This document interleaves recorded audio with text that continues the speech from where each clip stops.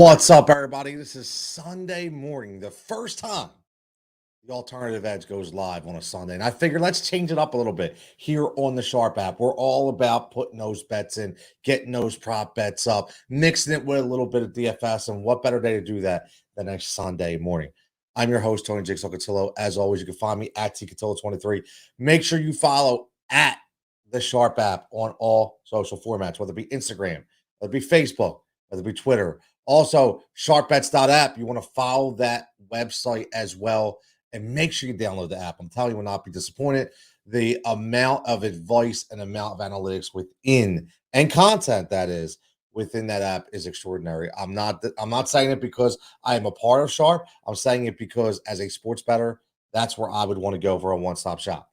Now, last week, we get back a little bit of momentum. 50-50, right? So the week before, we struck out.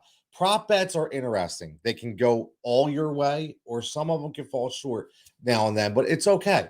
Because the best part about doing this in this business, what I've learned, is just admit when you're wrong. It's okay. Not everybody's going to be right. If everybody was perfect, then guess what? There'd be no money to go around because all the sports books would shut down and everybody would always be hitting every single week. So obviously that can't happen, and it's okay. Have some confidence. I'm good if I'm wrong. I am good. It's not an issue. I get excited when I'm right. I get mad when I'm wrong, but it is what it is. You just kick over the slip and you start another check. So let's start today. We're on week 12. A lot of good, juicy matchups today. And again, this show is mainly sports betting from the prop angle, mixed with a little bit of DFS, correlate the two, and boom, there you go. We're going to go about 9:45, 9:50. If you have any questions, let me know. Let me know what prop bets that you are looking at this week. I want to know what you're betting this week. Explain to me what those bets, what are those ones that you really, really like? What are the ones that those juicy lines that you're looking at? Because I think there's a ton this week. I could have had a field day with this, but I decided, you know what? I'm just going to continue going in the same format like I always do. Pick about 6 or 7, go from there, and we'll see what happens, okay? But the best part about this is you get to start over every single week, and that's what I continue to tell people. The best thing is if you lose a lot, don't worry about it. It's okay because, like I said earlier, nobody is going to be perfect. So let's get right into this right off the bat. And again, I got some good. Oh, Adam, what's up, Adam? Whoa, unbelievable game last night, Adam. Double overtime. The Sixers should have won that game. They didn't. It's okay, right? It's okay.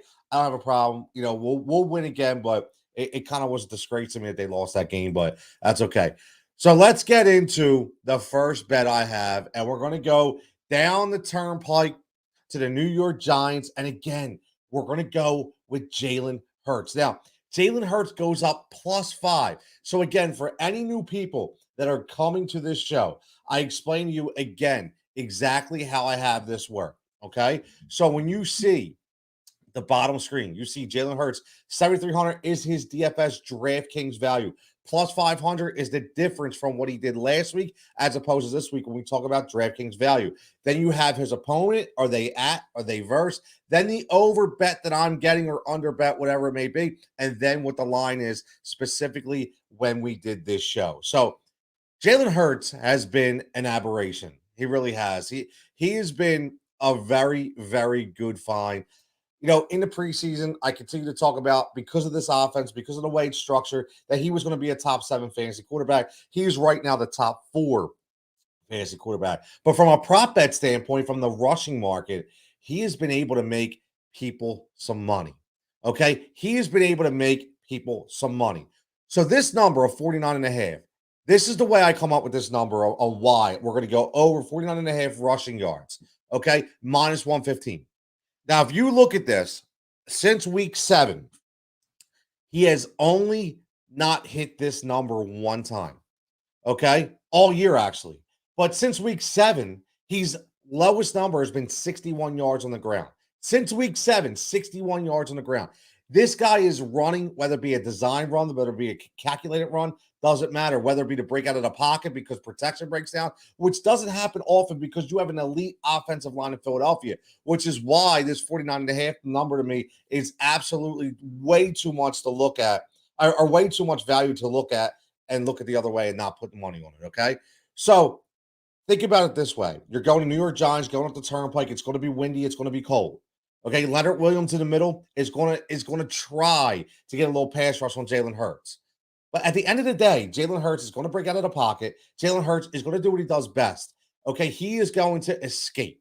And 49.5 yards on a day where you may not be able to throw the ball a lot because of the wind and because of the cold, this is a 100% smash bet to me. Something you got to go in on, whether you're an Eagles fan or not. Adam says he killed the number last week. Adam, he's been killing this number. 49.5 to me is very generous. When I seen this number, I said to myself, I need to go all in because that number is too generous for me, because I could definitely see a 70 to 80 yard rushing game today for Jalen Hurts. He's not going to score 3 touchdowns on the ground, but 49.5 to me is a really, really good number.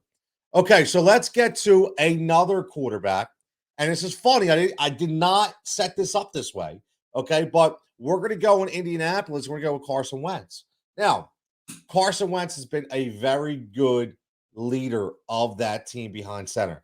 Not blowing the world apart because obviously they're going with their bell cow, Jonathan Taylor. They're kind of have some similarities, Indianapolis and Philadelphia, with the way they structure their offense. Not going to throw the ball a lot. We're going to run, and then we're going to open up the pass and have calculated routes, whether it be to the tight end or the slot receiver, and every now and then we'll go long.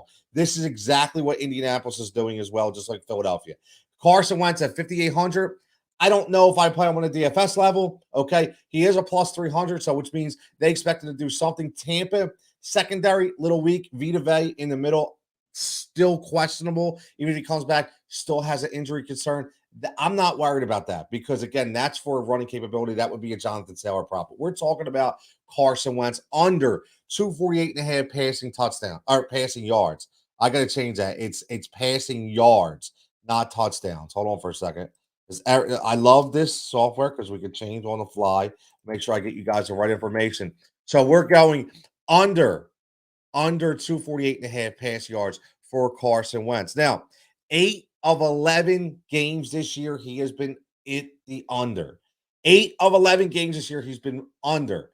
Okay, and you have to look at the way they are. Listen, they're protecting Carson Wentz just like Nick Sirianni's protecting Jalen Hurts. When they started at the beginning of the year, it was let Jalen Hurts beat you. This is what they were talking about. Let Jalen Hurts drop back in the shotgun, RPOs. We're going to throw 40, 50 times, and that's how we're going to win. And they showed that he had limitations when it came to the passing game. Guess what? Frank Reich, even though he's a quarterback whisperer, has seen that there is limitations with Carson Wentz, especially when we talk about turnovers. And you've seen that start to rear his ugly head. Even though Carson started out okay, he started to turn the ball over way too much because he was throwing the ball way too much. So they decided, you know what? Let's handle my man JT. Bada boom, bada bang. Love that. Love that. Love that. Love that. But bada boom, bada bang. And lo and behold, Jonathan Taylor is just running over all competition. And now Carson Wentz has been throwing the under 200, 180 yards every single week. I think this is the same. The only thing that would scare me in this game is if Tampa Bay actually does, because I think Tom Brady is a major play this week. And I think this is a 303 easy for Tom Brady this week. So maybe they have to pass the ball to get back into the game. Only thing that scares you, but being home, I think this will be more of a closer game than a shootout. I could be wrong, but again, 8 out of 11 games he's with the under. I don't see him passing for more than 250 yards this week, so that's why I like the under 248.5. I think it really speaks volumes about it. Mike says, Sixers Eagles phase prop bet. Tony brings it all. Where does the man stop? Mike, my man, I was at the game last night. Great game, double overtime. Listen, I'll be at the game on Monday against Orlando. Be at the game in December against Golden State, man. I try to do it all, Mike. But again, without support with guys like you, it wouldn't be possible. So again, I always thank you for always checking in. So let's go with a little same game. We're going to stick to the same game with a little Gronk magic. Let's go with a little Gronk magic. Let's go with a little Gronk. Okay, Gronk, 4,400 when it comes to DFS value, minus 200 from last week. That means he actually dropped. Okay, at Indianapolis, we already talked about that. Over 3.5 catches at minus 175. Not a ton of value there at minus 175, but definitely I like the double bet here. The reason why I added the over 44.5 is because the minus 175 isn't a lot of juice right there. Not a lot of money that you can make. But I think if you could double up in a little bit of a parlay action with an over 45.5 for his yards, I think it is good. Listen, Rob Gronkowski showed last week 6 for 70. He came back and, off those, that 2-3 week injury, he came back and just showed that Tom Brady loves this man. Tom, no matter how much he loves Godwin, no matter how much he hits Mike Evans, who I'll tell you what, Mike Evans is extremely frustrating because every time he catches the ball, I feel like he limps off the field with some kind of injury, right? So that's one of my biggest issues with Mike Evans. But Rob Gronkowski will and always will be the guy that Tom Brady looks to first. Okay, the history is there. The connection is there. There's a reason why Gronk came out of retirement to come back to Tampa Bay. This guy, he even admitted he doesn't even watch game film, doesn't study a playbook. He just goes out there, runs routes, gets open, and catches the ball. So that's what he does. Now, Gronk has never been all year, ready for this? Never been under 4 catches. 3 of the 4 games. Now, the week he got injured, let's start out. But 3 of the 4 games here, he's been over this number. So when we talk about yards, he's been actually over 50, not 44.5. He's been actually over 50. Okay, he's never been under 4 catches. So why this week in Indianapolis would I think he is going to be, he's going to go under 3.5 catches? I don't see it. I just don't see it, right? So for me, again, especially in this game, this is going to be a pass-heavy game for Tampa Bay, and they showed last week that the pass-heavy game revolves around the man Gronk, okay? Gronk and Godwin are your guys, Gronk and Godwin, but I don't like Godwin's props. A little high, 60, 70 yards, receiving, 6.5 catches. I don't like that number. Never liked the 6.5. 5.5, 6.5 scares me. I don't like that number. But 3.5 to me is where to go. Obviously, it's low. You see the low value shift in DFS value. That is a DraftKings number. So minus 175, double that up with the over 44.5, and you get a really nice double play for my man Gronk. Now, what about that little scat back?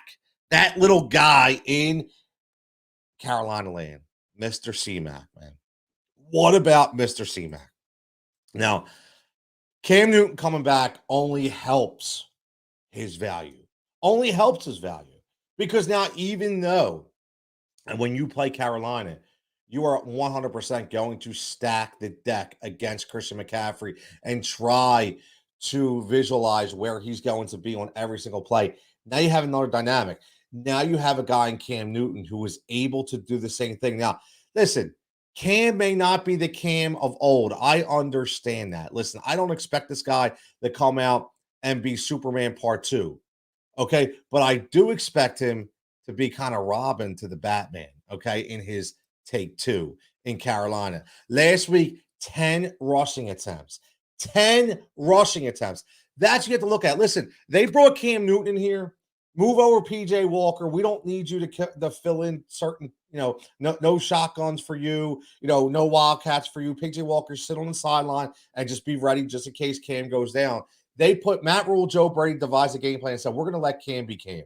And the 10 rushes just shows you that. The 10 attempts shows you that they feel he has the athletic ability. Listen, this guy just didn't sit eating churros all goddamn day. He was working out. He was getting ready. He knew his number was going to be called. Injuries happen in the NFL. Cam has come home. He's comfortable. And those 10 rushes just show you he is going to run all day. And he averaged almost 5 yards per carry. I dig it. I love it.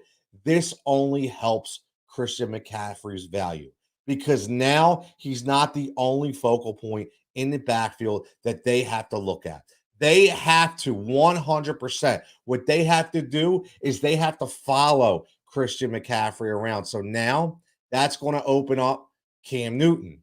On the other aspect, they're going to have to spy Cam Newton and make sure those calculated runs, they stay home. What's that going to do? That's going to help Christian McCaffrey. What's that going to help Christian McCaffrey do? Whether it be in a screen game, whether it be in a wheel route game, and whether it just be a little flat game. Listen, Christian McCaffrey in the flat all day long. Okay, you already seen it. Under Cam Newton, when he has come back, Christian McCaffrey, under Cam Newton, 17 targets in 2 weeks, 18 catches. 18 targets, 17 catches. That's like a 90% catch to target ratio. This kid is back.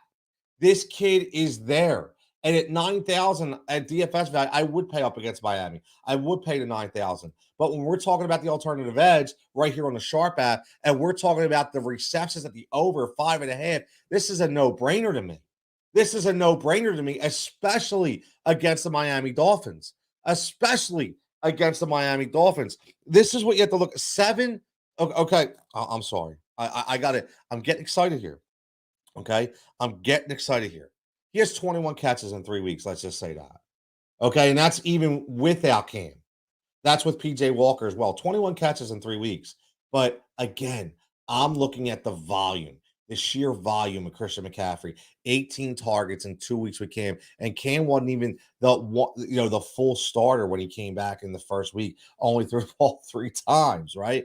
But again, it was the opposing defense zoning in on who that quarterback was that helps Christian McCaffrey even more. So this over 5.5 to me, again, this is a no-brainer. I love this number over 5.5. I think he smashes this number. Again, I think this is a double-digit catch day for Christian McCaffrey. And if not, it's going to be an 8 to 10. If it's not 10 plus, it's going to be 8 to 10. So over 5.5. And this is a plus money, or no, that's a plus 100 value on CMAC. It was 8,900 last week in DFS. So they bumped him up that extra 100 because they were able to see what he was able to do with Cam Newton on the field full time. So I'm all in on Christian McCaffrey, whether it be from a DFS level, prop bet level. That over 5.5 to me, that's a great number. Now let's go and stick to that game and go on the other side. And we're going to talk tight end. We're going to talk about Mike Gezeki. Okay, Mike Gezeki he's been a heartbreaker for some of us in DFS land. Because even though he's a lock for 4 to 5 catches every game and 40, 50 yards, he just doesn't score. So it's really hard. Season-long DFS, whatever it is, he's been a heartbreaker because he can't get in the end zone. But this is the alternative edge. This is the Sharp app. We're talking prop bets. Again, look at the bottom screen. Make sure you go to sharpbets.app and you sign up for that free month and get involved, get in Discord, get with the coaches, watch all the content, and start to build your bankroll. Mike Gezeki, 5,300, goes up 100 against Green Bay. Green Bay still on the defensive side. They're all over the place. They just let the Minnesota Vikings run and pass all over them. I don't expect anything different here. When we talk about why does Mike Gezeki, hold on for a second. We got to do this again. This is what happens when you do your own production, right? I got to get my intern here with the production, right? But against Carolina, who's shown the ability to not be able to stop the tight end.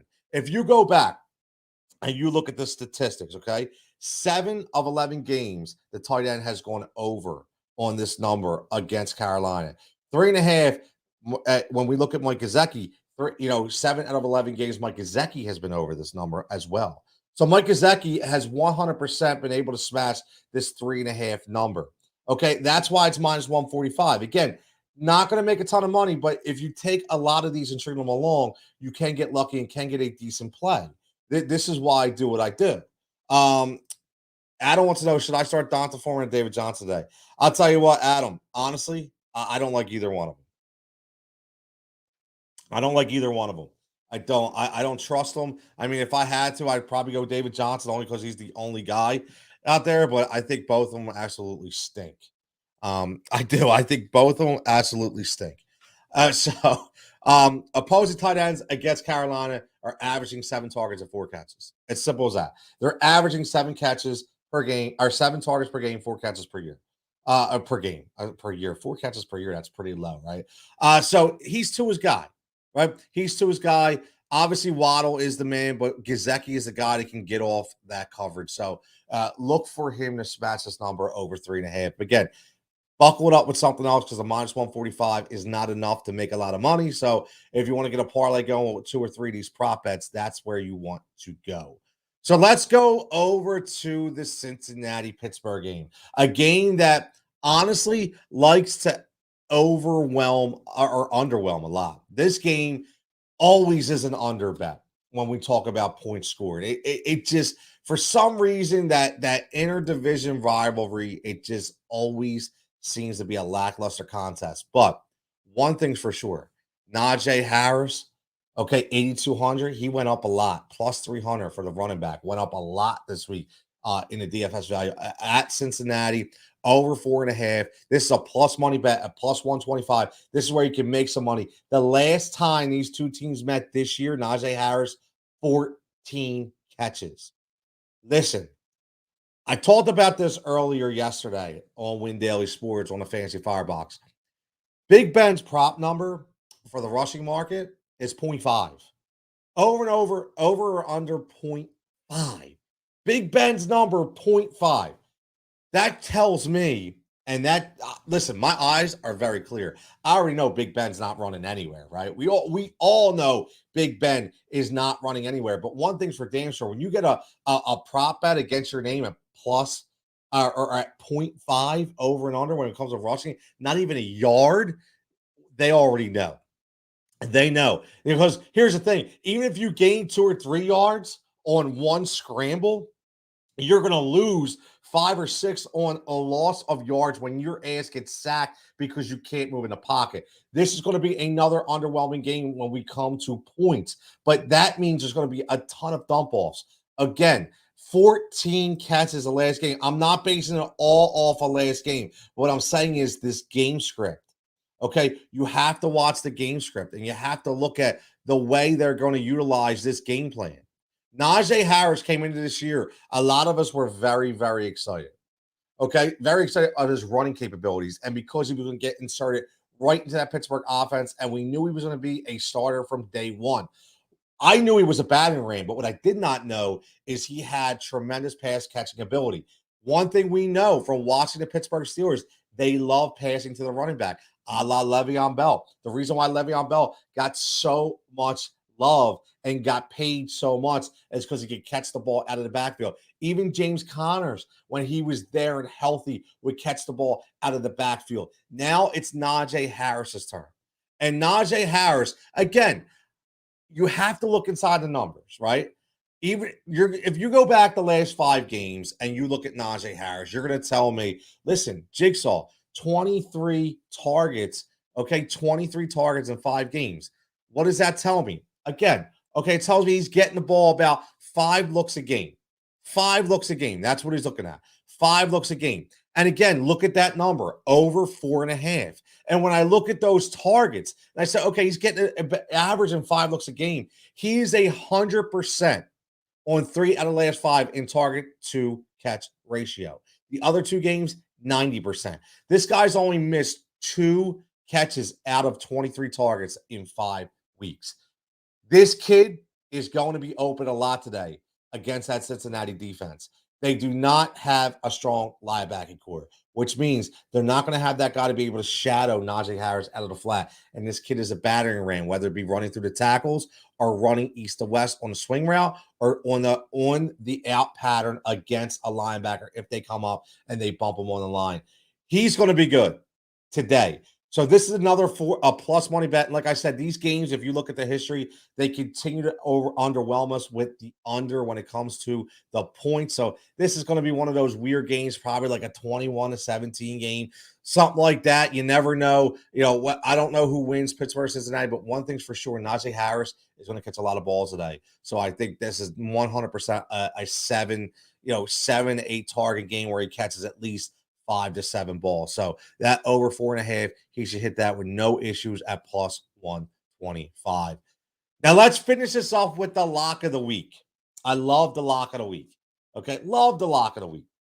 When we talk about the lock of the week, you got to dive deep inside. You know, like when I do the NBA and Major League Baseball, and I the FFVP, the Fantasy Firebox Value Play, that guy under 3,000 that nobody's really looking at, that low ownership value that could absolutely explode, right? So I'm doing this the same way on the prop market. Doing the same way on the prop market. My lock of the week is none other than Kyle Youshack of the San Francisco 49ers.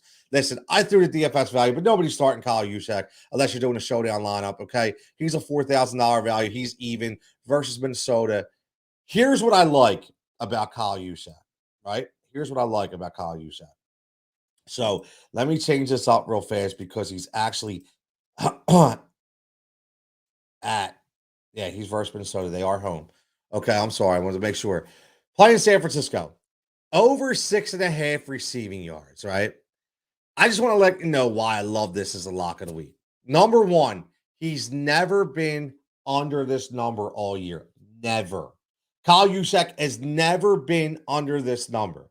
Every game they played this year, Kyle Youshack never been under 6.5 receiving yards. The closest he's come has been 7. Kyle Youshack will definitely get involved. And of course, on a day where you look at the running back carousel for the San Francisco 49ers, and you look at, we already know that JaMycal Hasty is out. Jeff Wilson Jr., we don't know what happened. Everybody was all in on him. He didn't really produce like we thought, right? Trey Sermon, will he get a couple touches? Probably. Elijah Mitchell, still questionable as we speak, still questionable, okay? He's got a rib and finger. So, again, here's the thing. Even if he does play, when you have a rib injury, they're going to take it easy on him, right? What's going to be more touches for the other running backs, whether that be out of the backfield, whether that be out in the flat. Kyle Youshack has made a name for himself, okay, for being able to catch the ball and being a safety valve. Okay, they have absolutely dialed in plays for Kyle Youshack. Again, I am not looking at a big game for Kyle Youshack at all. What I'm looking at is a guy that at least gives us 6 yards or more every single game. And that's why this number is at 6.5. Okay, only one time in week 10. Only one time did he not hit this number all year. Only one time. Okay, only one. So I got to go all in on Kyle Youshack as my lock of the week. Another reason I like this is because Jimmy Garoppolo has been able to get the protection. Remember back in the day last year, when we all talked about the Trent Williams trade, we talked about Washington, we didn't want to play. I was a big proponent of trading for Trent Williams coming here in Philadelphia because I said, you know what, this kid's a stud. He's still in his prime. He's still got 5 or 6 years to anchor an offensive line. What's he doing in San Francisco? He's doing exactly that. And I expect him to do even more of that. So again, lock of the week, Kyle Youshack, over 6.5 receiving yards. He could do that in one catch. He's going to get one catch for 7 yards, and he's going to smash that over at -120. So review. I'd like to keep this under a half hour, and here we are. We're 27 minutes, which is great. I love it. So we got about 3 minutes left to clean this up. Okay, we're going to go again. This is all courtesy of the Sharp app. I'm your host, Tony Ticketilla. Give me a follow at Ticketilla23. Follow at Sharp app, at the Sharp app on Twitter, at the Sharp app on Instagram, at the Sharp app on Facebook, on YouTube. Subscribe to the page, hit the like, download the app, go to the website. We are everywhere. You will have a good time. Jalen Hurts, over 49.5 rushing yards at -115. Smash that number. Carson Wentz going with the under for 248.5 passing yards at -115. Okay, going my man Gronk. He's back from doing body shots on the boat to getting behind his man Tom Brady, being that number one target for Tampa Bay, 6 for 71 last week. Here's a double bet, the over 3.5 at -175. Smash that with the over 44.5 at -115. And there you got a nice double play. Let's go Christian McCaffrey in Carolina. Cam Newton is back. The nostalgia factor is over, and now he's going to continue to produce. Everybody's worried about Cam. Nobody's worried about C-Mac enough. At Miami, he's going to go over 5.5 receptions at -110. This is definitely a 7-10 game for Christian McCaffrey. Then we're going to go Mike Gezeki, PSU's own. We are, right? Mike Gezeki, over 3.5 catches at -145. Not a ton of money here at -145. But Mike Gezeki, again, Carolina, averages 7 targets and 4 catches to opposing tight ends every single game. And Mike Gezeki is always good for 4 to 5 catches every week for at least 40 to 50 yards. The only problem is he can't get in the end zone, but we're not worried about that. We're propping the over 3.5, so he should smash that number. Then we're going to go out to Cincinnati, and we're going to look at the other side of the ball with the opposing team in the Pittsburgh Steelers with Najee Harris. Big Ben is a statue. He will be looking to throw the ball. Najee Harris, the last time these guys met, caught for 14 catches. Do I expect 14 today? Hell no. But over 4.5 is a value at +125, a plus money bet that I cannot look past. This is a great way to grab some extra bankroll. And then we're going to go lock of the week. My man from the San Francisco 49ers, the unsung hero of 1 to 2 touches a game. I love this cat, Kyle Youshack. Right away, over 6.5 receiving yards, minus 120. Again, he will get this on 1 catch. You mark my words, 1 catch for 7 yards will be on the Sharp app saying, yo, we cashed in as always. Listen, we've had a ton of fun here in the morning. I know it's early. I know everybody's getting their coffee, getting their breakfast, going to church.